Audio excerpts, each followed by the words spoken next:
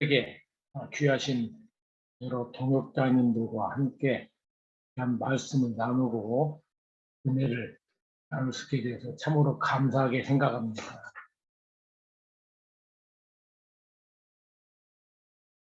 사실 이 코로나 시기에 모두가 어렵고 힘든 가운데도 이렇게 우리가 모여서 기도하고 말씀 가운데 하나가 되어서 언제는 하나님께 영광 돌리고 이 서로에게 위로하며 격려하여서 이 어려운 코로나 시기 중에도 하나님의 나라 확장을 위해서 여러 귀한 동역자님들께서 이렇게 하나가 되어진 것들이 얼마나 아름답고 이런 귀한 자리에 부족한 사람이 남을 수 있게 된 것이 하나님의 은혜고, 어떻게 생각하면 또 귀하신 분들이 많은데 오늘 이 아침에 말씀 나눈다는 것이 좀 부끄럽기도 합니다. 하지만은 이 아침에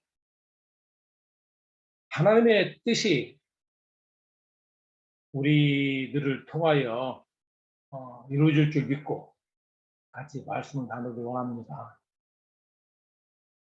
저는 베들레헴, 예수님이 태어나신 베들레헴에 살고 있습니다. 지금은 비자 문제 때문에 제가 잠시 한국에 지금 나와 있다가 27일 날, 이달 27일 날 다시 베들레헴으로 좀 돌아갈 계획입니다. 저는 제가 팔레스타인 베들레헴에 살면서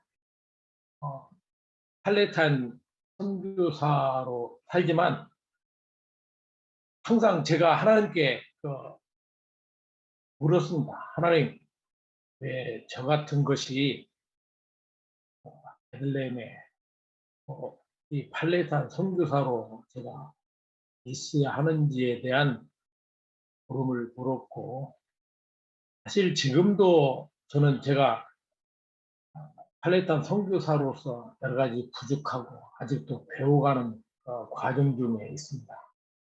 저는 30년 동안 제가 팔레스타인 선교사로 살아가면서 왜 하나님께서 저를 그 팔레스타인 속에 팔레스타인들과 살게 하셨는가에 대한 답을 하나님께서 알게 하셨습니다. 오늘의 그 말씀이 오늘 그 로마서 11장 11절의 말씀입니다. 사실 우리들이 많이 생각하는 이 팔레스타인에 대한 이해들이 어떤 것입니까? 팔레스타인 하면은 일단은 굉장히 부정적인 인상들이 많이 있습니다. 특별히 요즘은 그래도 많이 좋아졌어요. 그렇지만 초창기만 해도 팔레스타인에 대한 언론에 대한 인상은 부정적이었죠. 일단 우리 크리스찬들에게 있어서의 팔레스타인에 대한 이미지는 구약 성경에 나오는 블레셋을 연상을 하게 됩니다. 그래서 많은 분들이 오해 중에 하나가 팔레스타인 하면은 구약시대 블레셋의 후손이라고 생각하는 분들이 참 많이 있습니다.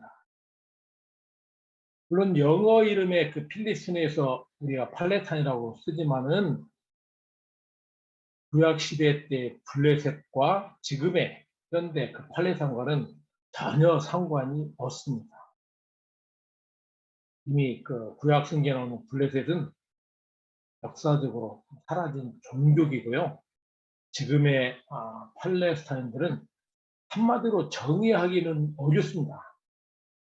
오랜 동안 그 땅에 살아온 표현이 좀 하지만 잡족이라고 봐야 됩니다. 많은 세대를 지나면서 그리고 강대국들의 그 땅을 지나면서, 그리고 아시는 것 같이 6세기에 이슬람이 그곳을 들어와서 여러 가지 혼합된 민족이라고 보시면은 좋을 것 같습니다. 그러다 보니까 우리가 그 팔레스타인에 대한 그 오해 때문에, 부정적인 이미지 때문에 팔레스타인 선교에 대한 관심들이 별로 없었어요. 그런 면에서 이 팔레스타인 선교에 대한 그 여러 가지 자료나 이해나 그런 것들이 없었기 때문에 제가 처음 팔레스타인 선교사로 나갔을 때는 제가 어떻게 보면 한국에서는 공식적으로 최초의 그 선교사였기 때문에 저를 안내해주고 이끌어줄 선교사님이 안 계셨어요.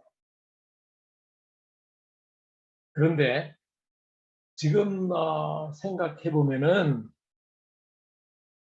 하나님께서 저를 그 현장에서 훈련시키시고 교육시키셔서 현장 속에서 팔레스타인을 이해하고 깨닫고 선교사로 저를 훈련시키셔서 지금까지 인도하셨다고 저는 믿습니다.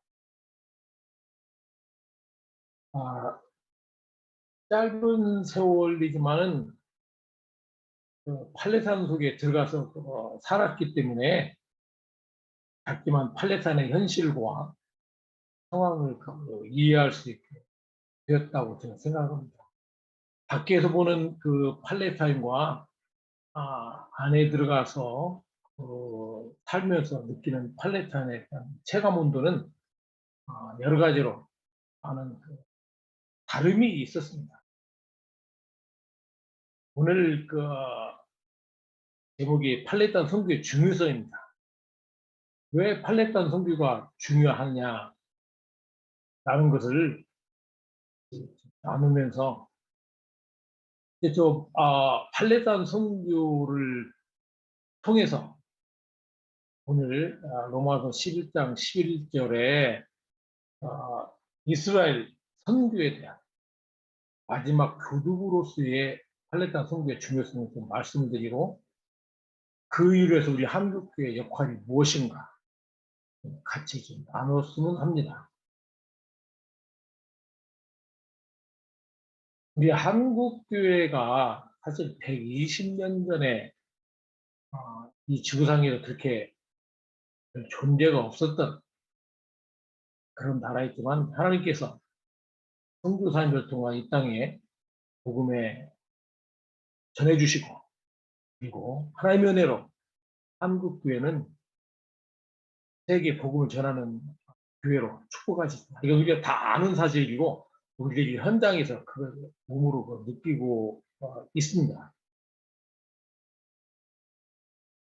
제가 팔레스타인에 살면서 힘들었던 것 중에 하나가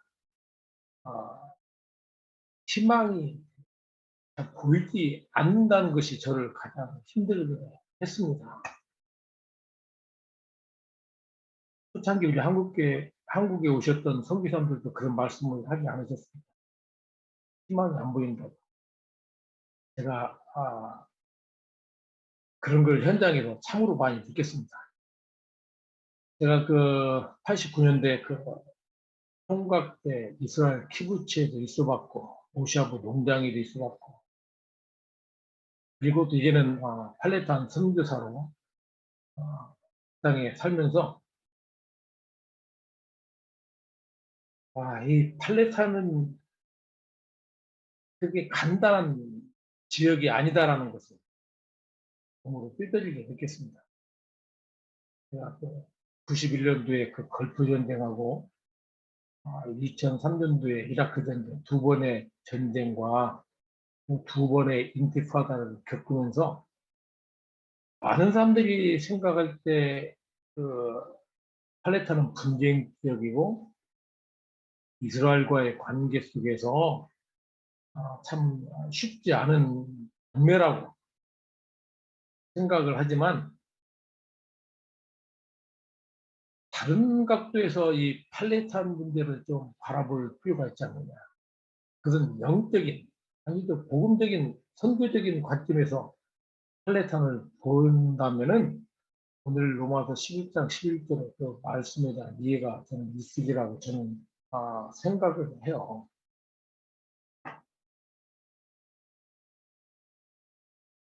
팔레타인, 이스라엘과의 그 대립관계 있고 분쟁 속에서 팔레타인 문제를 많은 분들이 보고 있지만은 그렇지 않다고 저는 생각합니다. 제가 그 2차 인티파다 때에 인티파다라는 것은 팔레스타인들이 이스라엘에 대한 저항 운동이라고 생각합니다. 조직적인 2차 인티파다 때는 대단히 좀 심각했어요. 아시는 바와 같이 1995년도에 오슬로 협정에 의해서 팔레스타인 자치정부가 들어서고 나서 베들레헴은 또 마찬가지로 팔레스타인 자치 도시 중에 하나가 되었고 팔레스타인 자치 경찰들이 들어왔고 팔레스타인 그 정부의 행정 하에 있었던 그 도시입니다. 이 베들레헴이 2차 인티파다 때에 이스라엘과 팔레스타인의 전쟁과 같은 그런 상황에서 중심의 도시가 되어 버렸습니다. 거의 매일 저녁 이스라엘과 팔레스타인 간의 그 전쟁과 같은 상황이었죠. 거의 매일 저녁 총격전이 벌어지고 나중에는 이스라엘 군이 베들레헴에 들어오고 탱크가 들어오고 그런 상황 속에서 저희들이 그 현장에 남아 있으면서 쉽지 않은 시간들을 보냈습니다. 인간적으로는 참 어려운 시간들을 보냈죠. 거의 2년 이상을 그런 상황이 있었지만 그걸 통해서 하나님께서 깨닫게 하셨습니다. 그 거의 밤새도록 그 총격전을 벌이고 그런 상황을 지나고 그 다음날 아침이 되면은 언제 그랬냐는 듯이 팔레스타인들이 검은 봉지에다가 빵하고 사과나 그런 거 하나를 가지고 이스라엘 검문소를 지나서 예루살렘으로 넘어가요. 여러분 이스라엘 오신 분들은 아시겠지만 우리 베들레헴을 들어오려면은 이스라엘군 검문소를 지나야 됩니다. 지금은 8m 높이의 장벽으로 둘러쳐 있지만 그때는 8m 그 장벽은 없었고 이스라엘 군인들이 베들레헴을 돌아가면서 검문소를 지켰기 때문에 그 검문소를 통해서 이스라엘로 넘어갈 수 있습니다.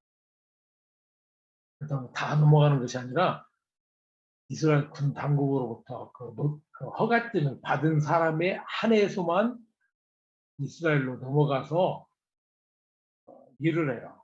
어떤 일을 하는 거니 주로 우리가 말하는 3D 이스라엘 사람들이 하기 힘든 일들을 팔레스타인들이 하러 가거든요.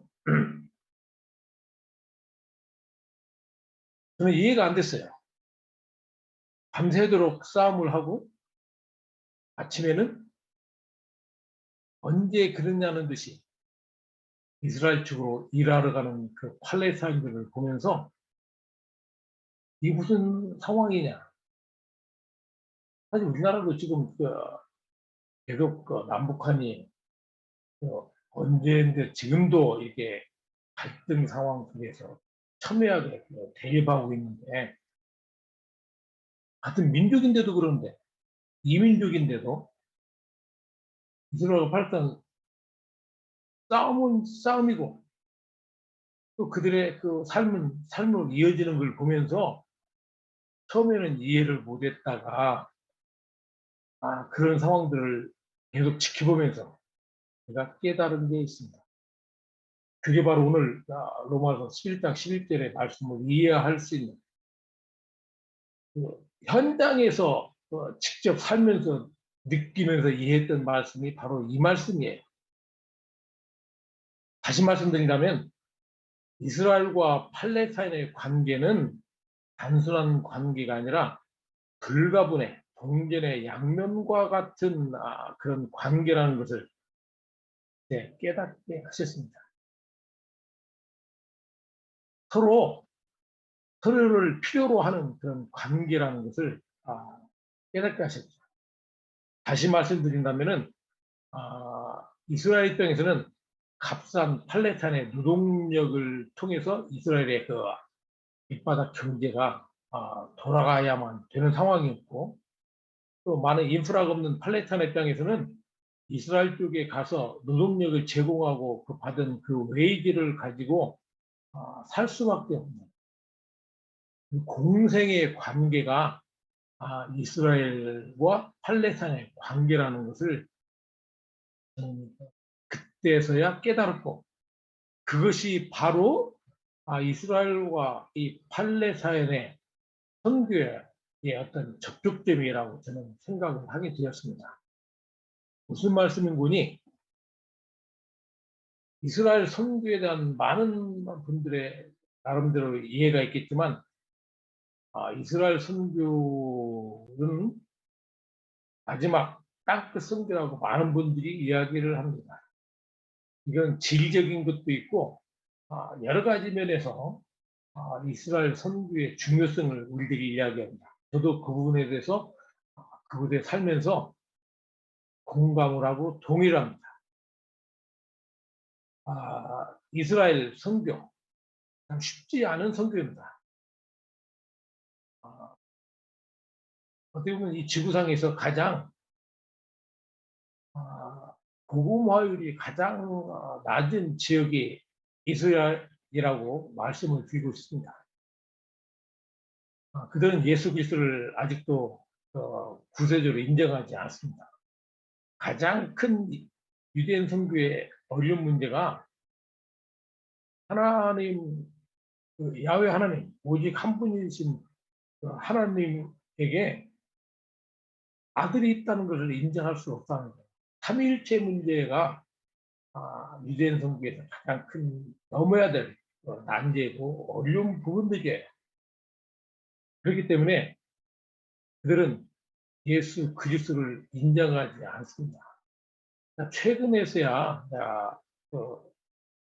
많이 많다는 것도 어폐가 있긴 하지만 그래도 이 메시아는 주라고 예수 그리스도를 메시아로 인정하는 유대인들이 하나님의 은혜로 많이 생기고 복음의 역사가 일어나고 있지만 그럼에도 불구하고 아직까지도 유대인들이 예수 그리스도를 인정하는 이 지구상에서 어떻게 보면 가장 작은 수라고 저는 생각을 해요. 그리고 더 우리들이 생각에는 이스라엘과 실제 이스라엘은 많은 차이가 있습니다.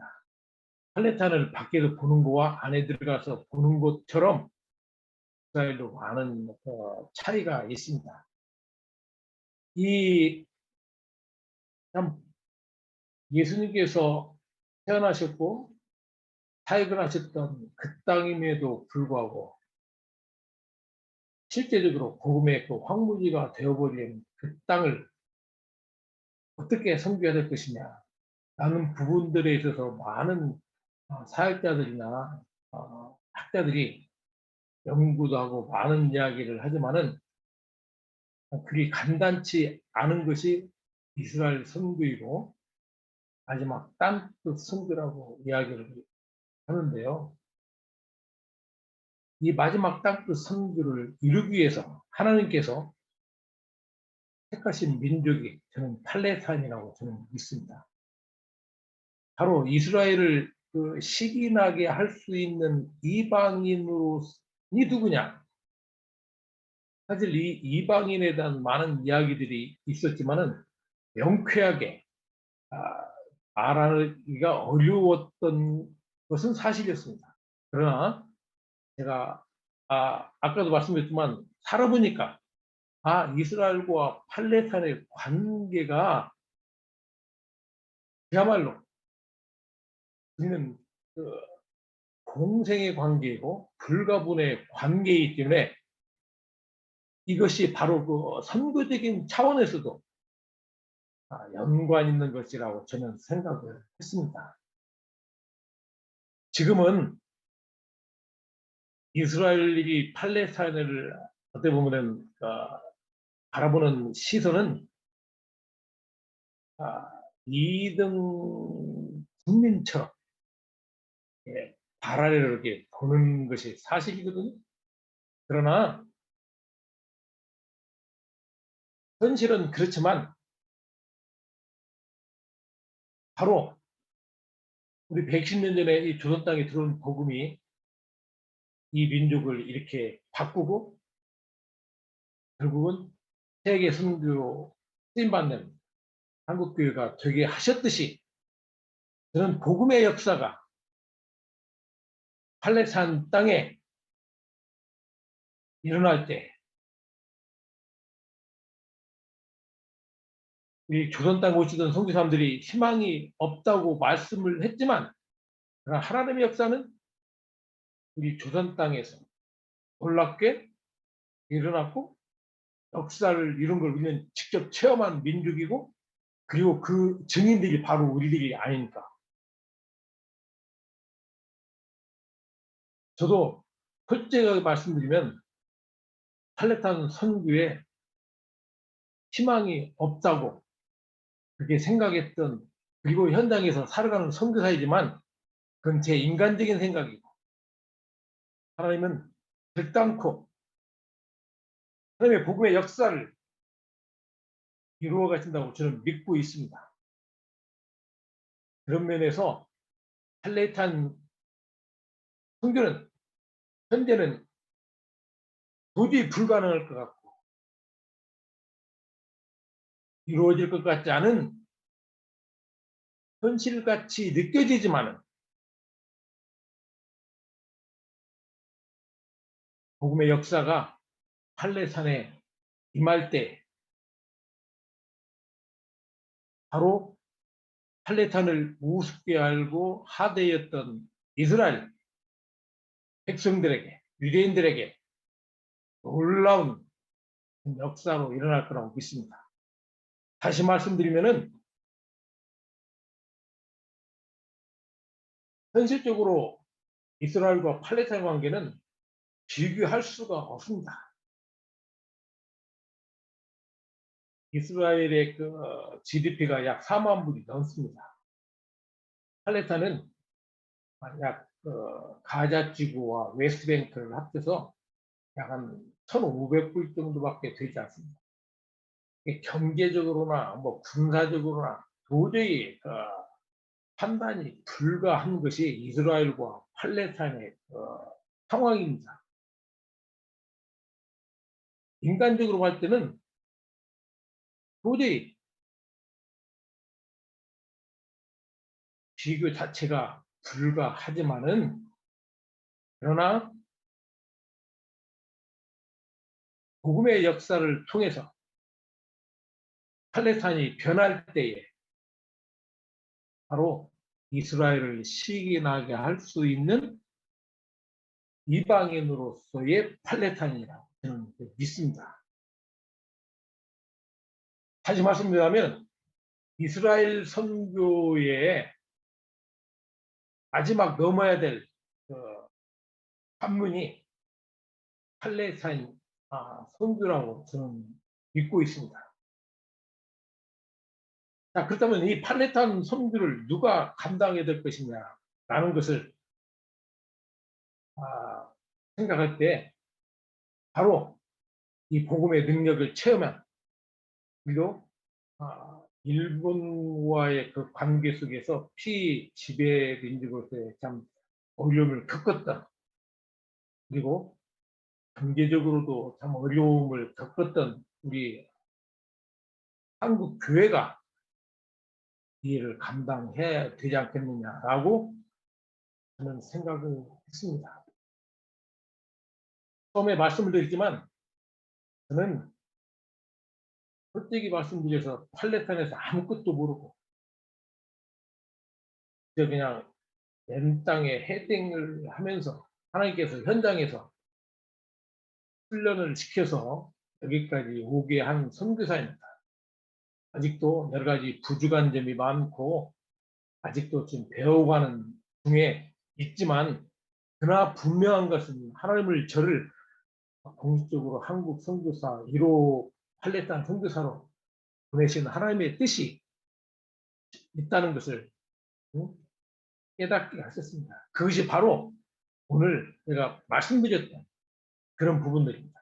한국 교회가 를 통해서 이 복음의 마지막 딱 이스라엘 선교를 이루고 그 일을 이루는 데 있어서의 팔레스타인 선교를 깨닫게 하셨고 그 일을 준비케 하시기 위해서 하나님께서 부족한 저를 보내셔서 준비케 하셨다라고 저는 생각을 합니다. 아까도 말씀을 드렸지만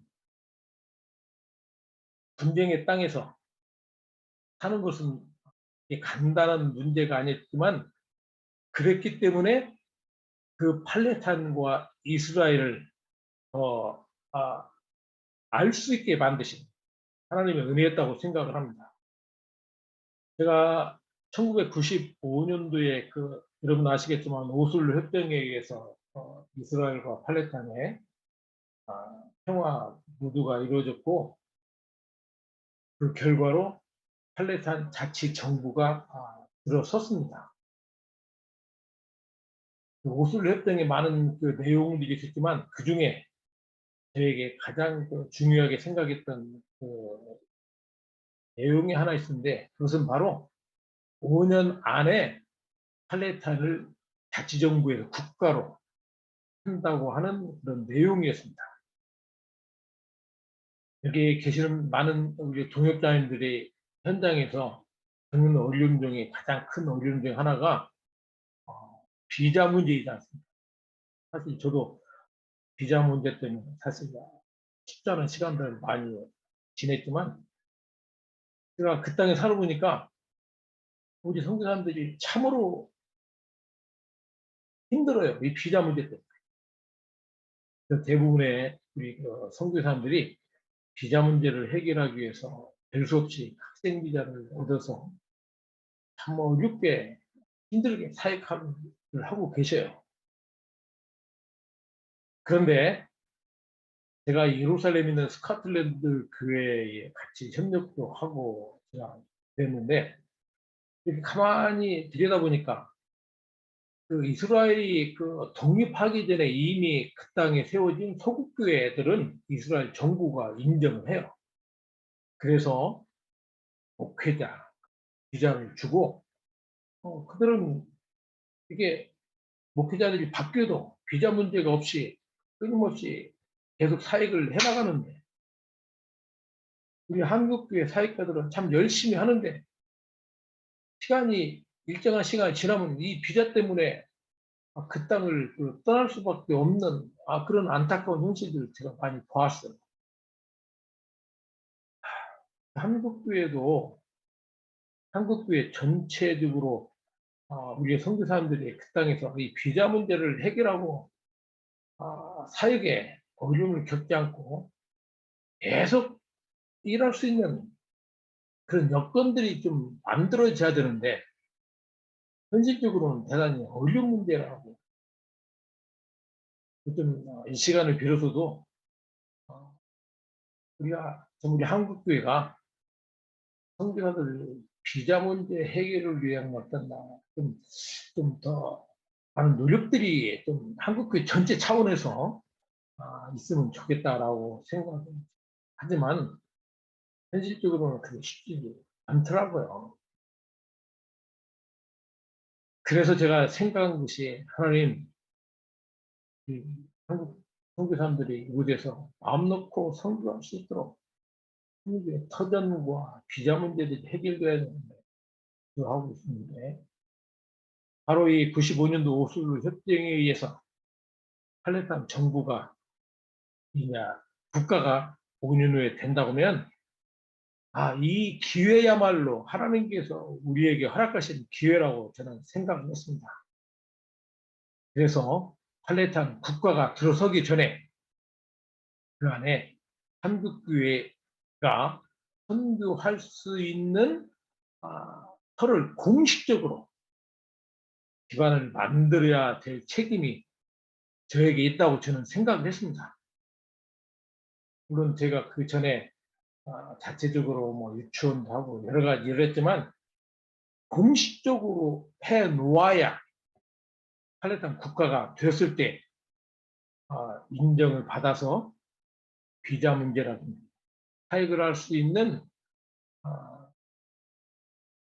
구두부를 만들 수 있겠다라고 생각을 했고 그래서 그때부터 기도를 했습니다. 하나님, 한국교회가 힘을 모아서 팔레스타인 국가가 세워지기 전에 이제 선교의 터를 주십시오. 라고 기도를 했고 그래서 일단은 팔레스타인 자치정부에 제가 한국문화원과 제가 하고 있던 유치원을 공식으로 등록을 했고 그래 놔야 그것이 근거가 되어서 팔레스타인 국가가 세워졌을 때 인정을 받아서 선교를 할 수 있는 근거가 된다고 저는 생각을 했었고요. 그리고 멀리 내다봤을 때 소극교회처럼 멀리 장기적으로 봤을 때에 선교할 수 있는 기반을 위한 선교 센터가 있어야 되겠다라고 생각을 해서 그때부터 기도하면서 선교 센터를 위한 터를 기도하기 시작했고 준비하기 시작했습니다. 물론 쉽지가 않았습니다. 사실 여기 계신 동역자분들께도 다 겪으신 일들이겠지만 사실 저 같은 경우는 팔레스타인 선교사이기 때문에 한국교회에서 별로 관심도 없었고 이해도 없었고 어떤 분은 심지어 저한테 왜 팔레스타인 선교를 하느냐고 저한테 이렇게 따지듯이 말씀하시는 분들도 계셨어요. 왜 이스라엘과의 관계 속에서 그렇게 이스라엘을 언론 때문에 그럴 거예요. 이 이스라엘을 공격하고 싸우고 오는 그런 팔레스타인들에게 선교냐라는 그런 이야기를 많이 하셨기 때문에 사실은 이 선교지에 대한 이해가 있고 마음이 있어야 재정적인 후원도 하는 것 아니에요? 그러니까 저는 좀 경제적으로 쉽지가 않았었어요. 그런 과정 속에서 센터를 이야기한다는 건 참 어불성설이었거든요. 그러나 분명한 것은 하나님께서 저같이 부족한 것을 팔레스타인 선교사로 보내신 뜻이 있다는 것을 저는 깨달았기 때문에 그리고 저에게 주어진 미션은 바로 이 팔레스타인 선교 교두부를 만들어서 마지막 땅끝 선교, 이스라엘 선교를 가능케 하는 이스라엘을 시기나게 하는 이방인 선교로서의 팔레스타인 선교를 할 수 있도록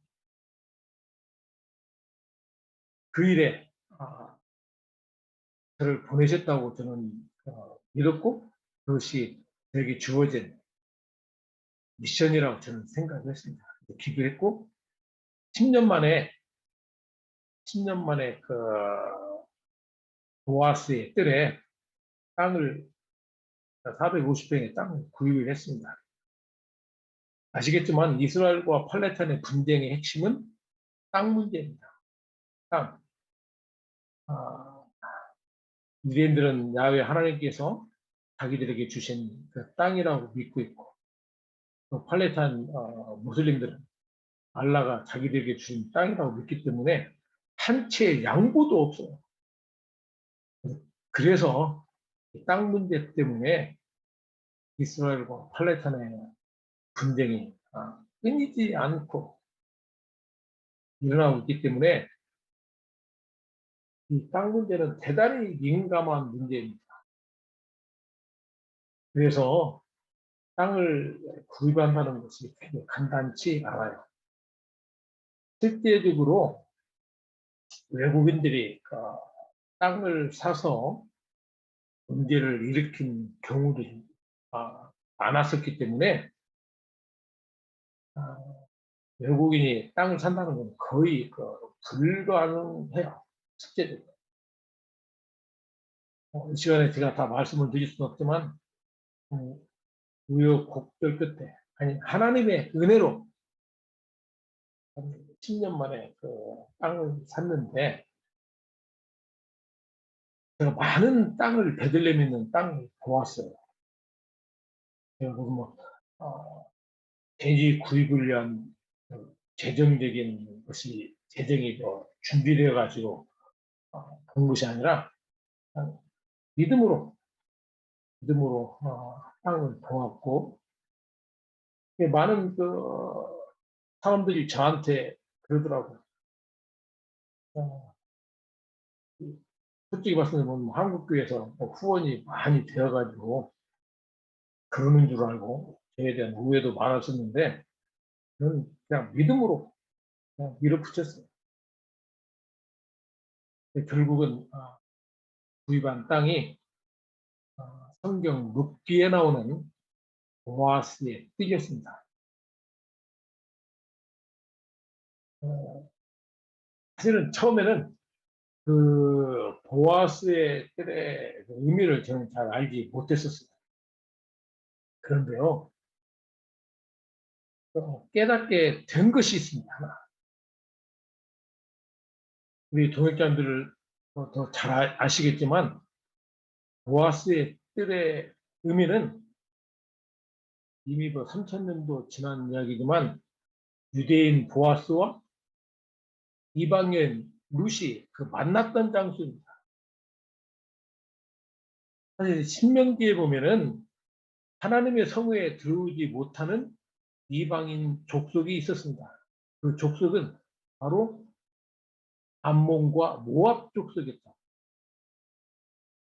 그런데 그 이방인 룻, 그것도 청산 과부가 되었던 그 룻이 유대인, 유력자였던 그 보아스를 만난다는 것은 그 당시로서는 도저히 이해할 수 없는, 어떻게 보면 있을 수 없는 이야기거든요.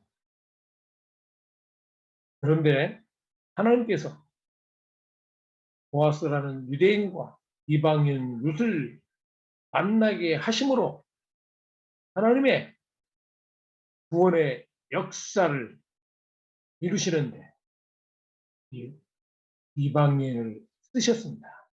그리고 보아스와 룻을 통해서 다윗의 가문이 이루어지고 그 다윗의 가문에서 예수 그리스도가 태어나신 것입니다. 우리가 이스라엘 순례 오시면 많은 장소들을 가시는데 저는 이 보아스의 뜰에 가지는 의미를 좀 한국 교회가 다시 한번 좀 이해했으면 좋겠다라는 생각이 저는 갖습니다.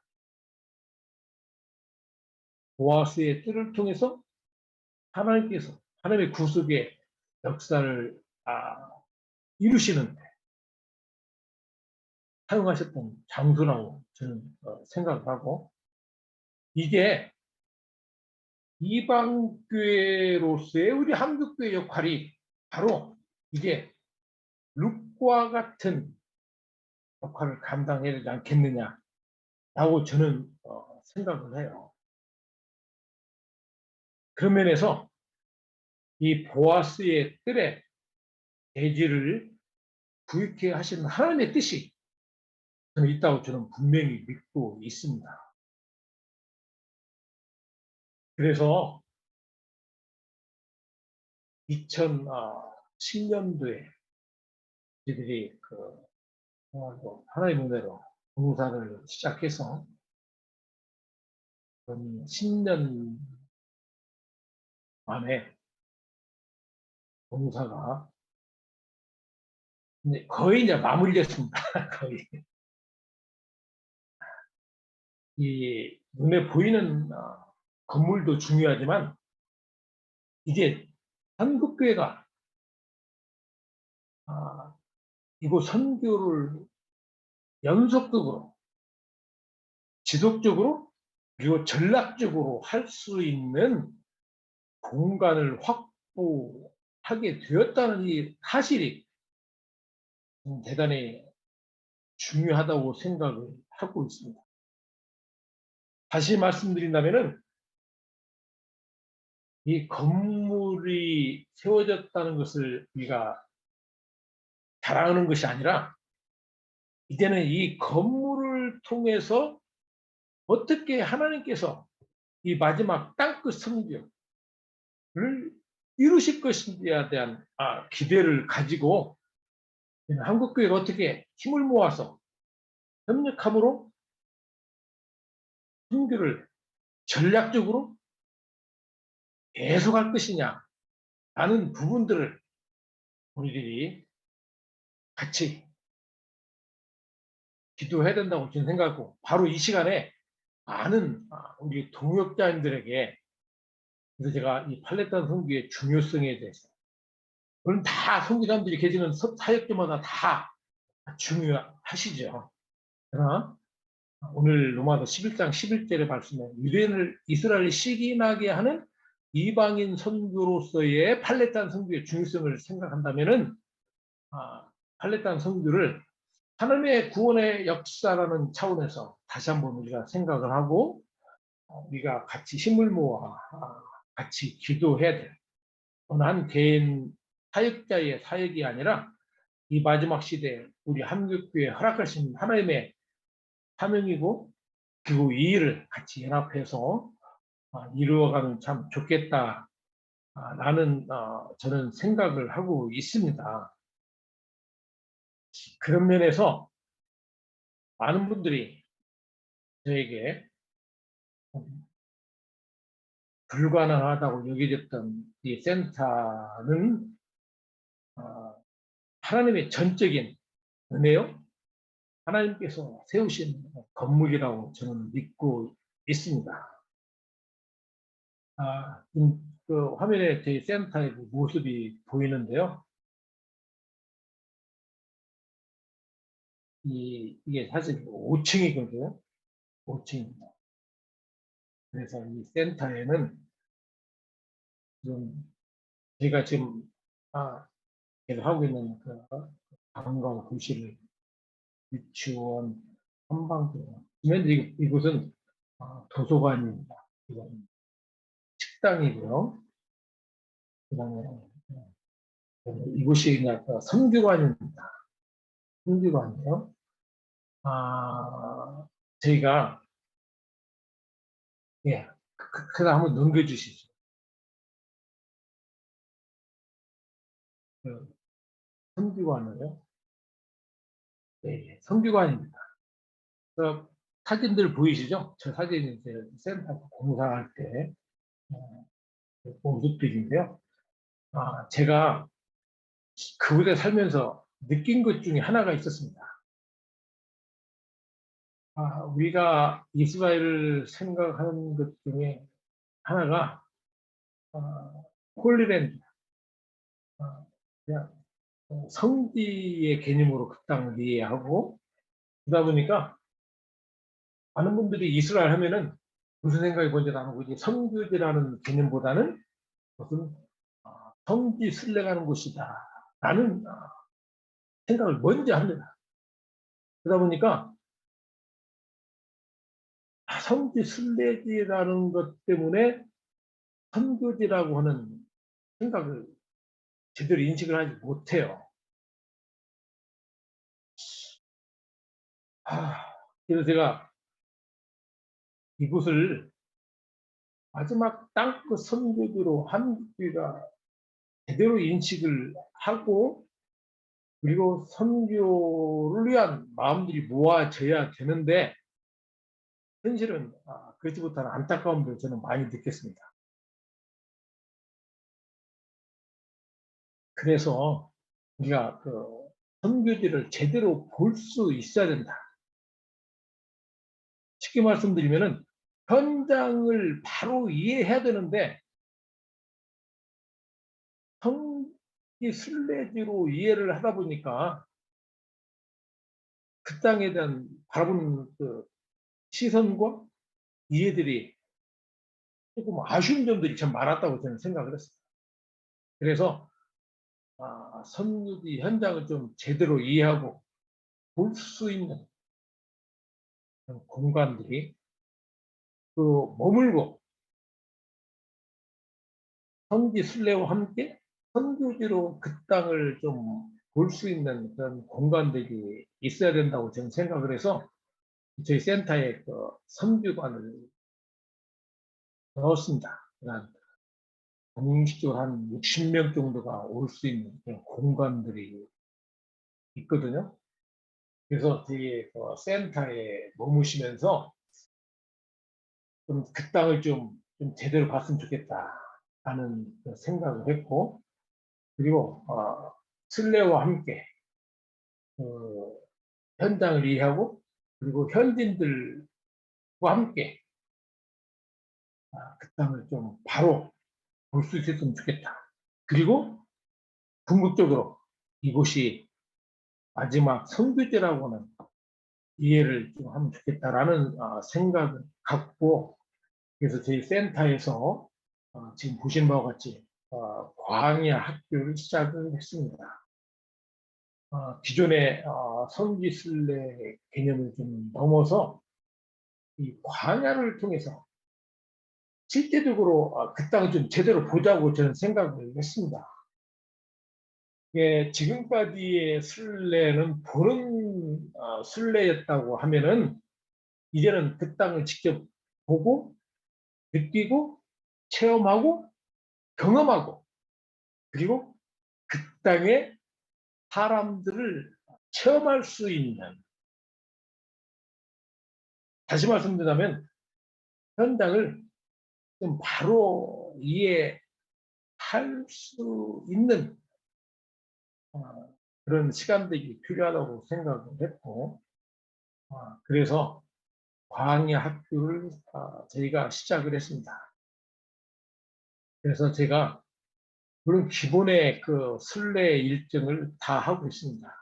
저희가 특별히 팔레탄에 있기 때문에 팔레탄 대부분의 그 아시는 바와 같이 그 팔레스타인에 많은 성경의 장소들이 있습니다. 성경의 장소들이 아시겠지만 뭐 베델, 실로, 뭐 세겜, 사마리아, 그리고 그다음에 헤브론, 대부분이 그 많은 지역이 팔레스타인 쪽에 있어요.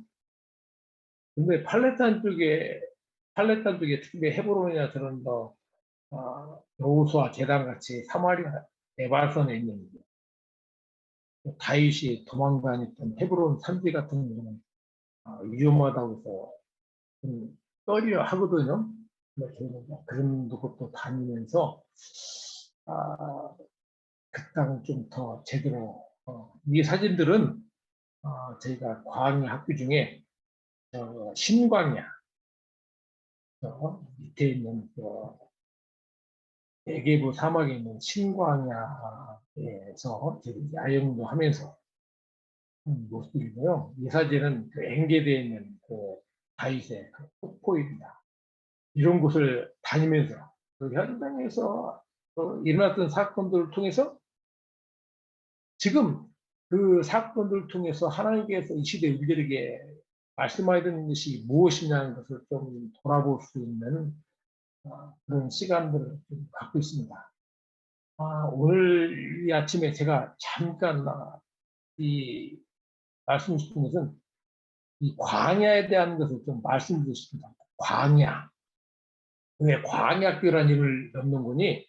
사람들이 뭐 광야학교 온다니까 다 광야 생활을 하는 것이 아니라 기본적으로 성경에서 일어났던 사건들의 장소들이 다 찾아가지만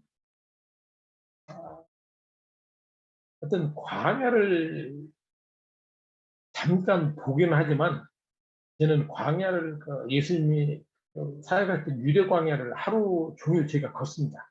이 사진들이 그럽니다. 광야를 걸으면서 광야를 느끼고 생각하게 했다는 것입니다. 아시는 것 같이 그 광야는 신명기에 보면 참 심히 두려운 장소라고 그랬습니다. 사람이 살 수 없는 그 장소이거든요, 광야가. 그래서 우리 성경에 나오는 위대한 우리 믿음의 선조들은 광야를 통해서 하나님께서 훈련을 시키신 장소라고 저는 생각을 합니다. 그래서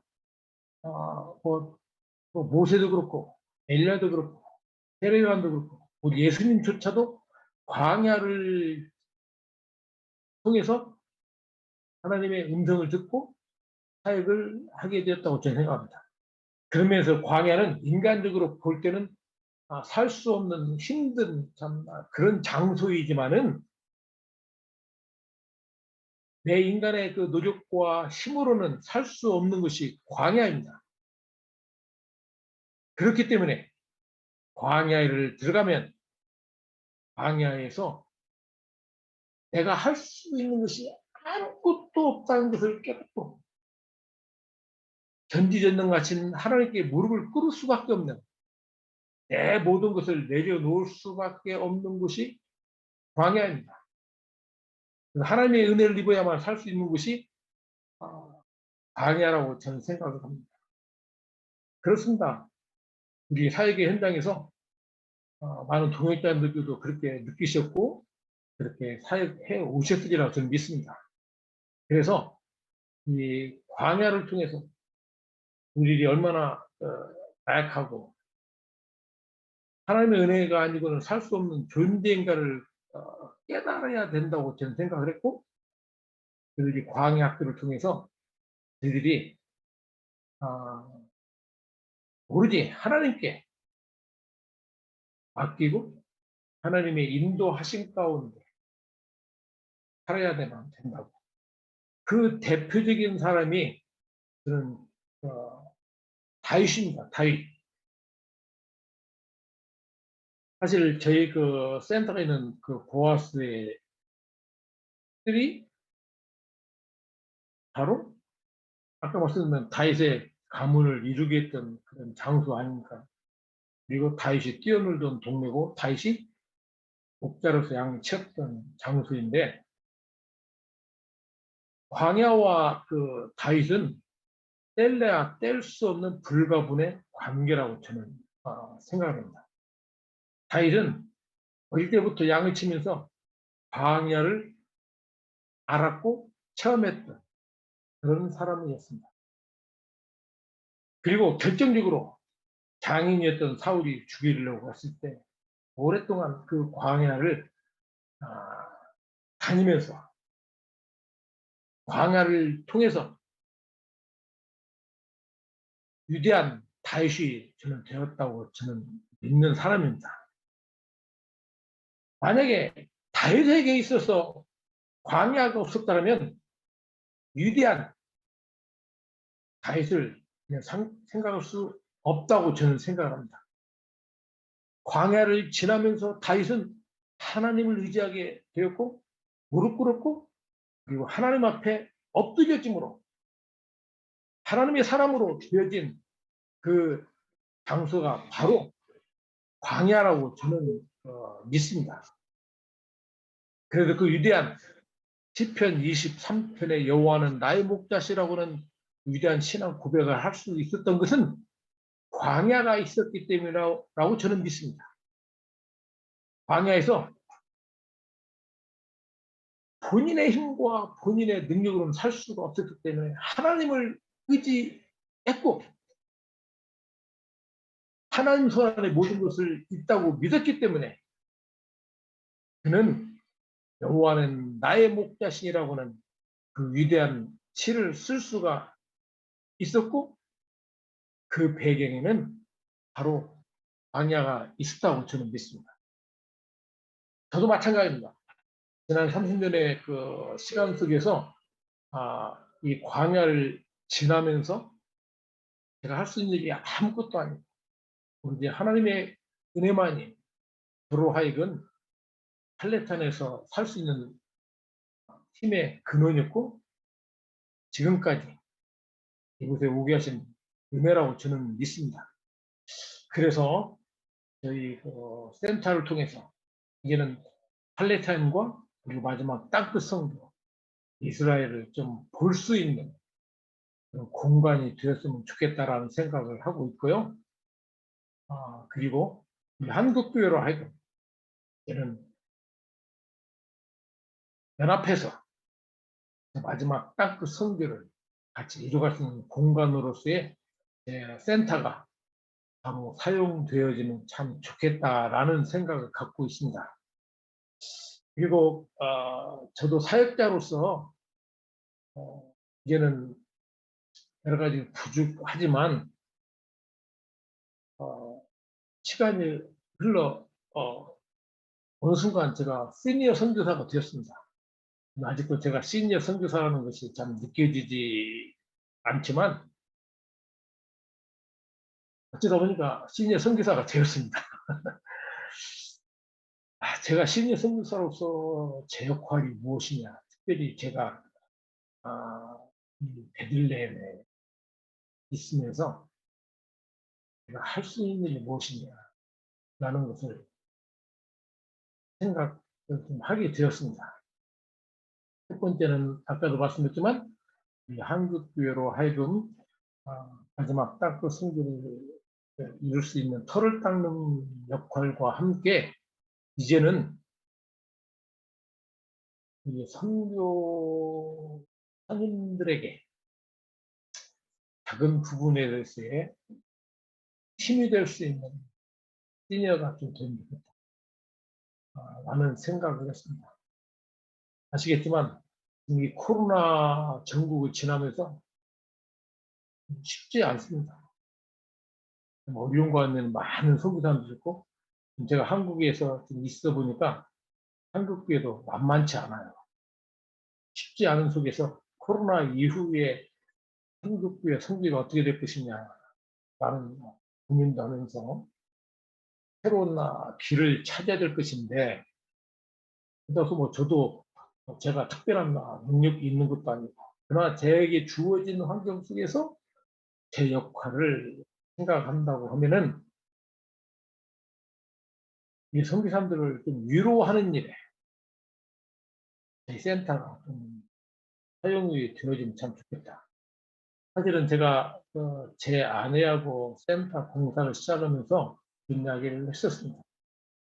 우리 센터가 세워지면 선교사님들을 좀 위로하고 선교 현장에서 힘들고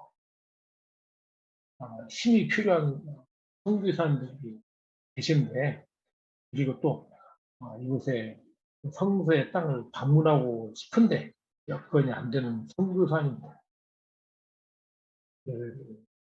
좀 돕는 일에 우리 센터가 사용되어지면 참 좋겠다라는 생각을 했었습니다. 그래서 좀 쉼이 필요하고 현장에서 뭔가 좀 새로운 돌파구가 필요한 성서의 땅을 좀 방문하고 싶은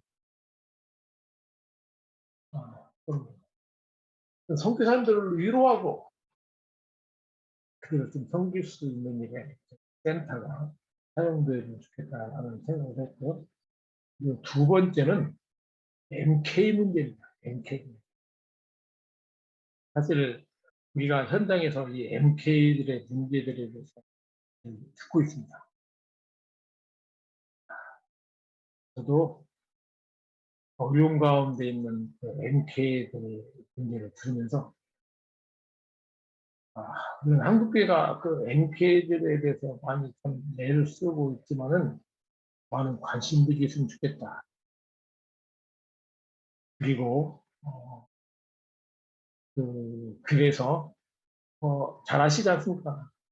MK들이 얼마나 어려운 가운데 있는 그들을 좀 위로도 하고 싶고, 그리고 미래의 선교 자원으로 MK들을 준비시키면 좋겠다라는 생각을 해서 MK들을 위한 공간으로 이 센터가 사용되지 면 좋겠다라는 생각을 하고 있습니다. 자, 제가 두서없이 이런 얘기를 나눴지만 중요한 것은 하나님께서는 이제 한국교회를 통해서 많은 사람들이 관심 가졌던 팔레탄 선교에 문을 여셨고, 이 팔레탄 선교를 통해서 이스라엘 선교를 이루어 가신다고 저는 믿습니다. 말씀을 좀 냈습니다. 다시 한번 이 한국교회가 이스라엘을 시기나게 하는 이방인 선교로서의 팔레탄 선교에 마음과 기도들이 모아져서 하나님의 뜻을 이루는 한국교회가 되었으면 하는 마음이 있고요. 팔레탄 선교의 중요성을 인식하시고 함께 기도해 주셨으면 고맙겠습니다. 오늘 이 귀한 자리에 출연해 주셔서 감사하고 부족한 사람의 이 말씀을 들어주셔서 고맙습니다. 이 코로나 전국 속에 쉽지 않지만 하나님께서 우리를 사용하시고 역사하시면 감사하고 같이 힘을 모아서 하나님의 뜻을 이루어가는 귀한 동역자님들이 되시기를 바랍니다. 같이 기도하겠습니다. 하나님, 저희를 사용해 주시면 감사합니다. 우리는 부족하지만 오로지 하나님 손에 붙들림 받아서 하나님이 원하시는 하나님의 뜻을 이룰 수 있는 저희들이 되도록 도와주시옵고, 이 코로나 전국 속에 특별히 쉽지 않은 사역의 현장에서 수고하시는 귀한 주의 동역자님들을 축복하여 주시어서 지치지 않고 하나님과 함께 이 귀한 사역들을 잘 감당할 수 있도록 도와주시고, 세계 곳곳에 흩어져 있는 우리 동역자들을 붙들어 주셔서 같이 이 귀한 일들을 이루어 나갈 수 있도록 도와주시옵소서. 감사합니다. 한국교를 더욱더 들어 사용하여 주시옵소서. 이 시대 하나님이 원하시는 일들을 감당하는 우리 한국교가 되도록 더욱더 은혜를 베풀어 주시옵소서. 이 아침에 같이 모인 귀한 주의 종들에게 축복하여 주시고 이들의 사역과 가정과 하시는 모든 일들 위해 하나님의 은혜가 넘치게 하옵소서. 감사하고 부족한 주인 예수님의 이름으로 기도하였습니다.